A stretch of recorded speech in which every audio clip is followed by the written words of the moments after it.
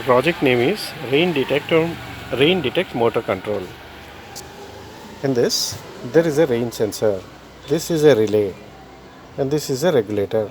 This is the battery which we are connecting to this circuit. This is the pump or motor which will pump water from open well to the agriculture field. Initially, we have to connect the battery.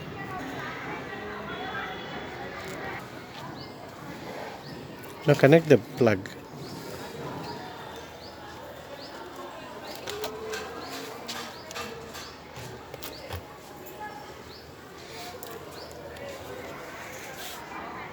Connect the plug.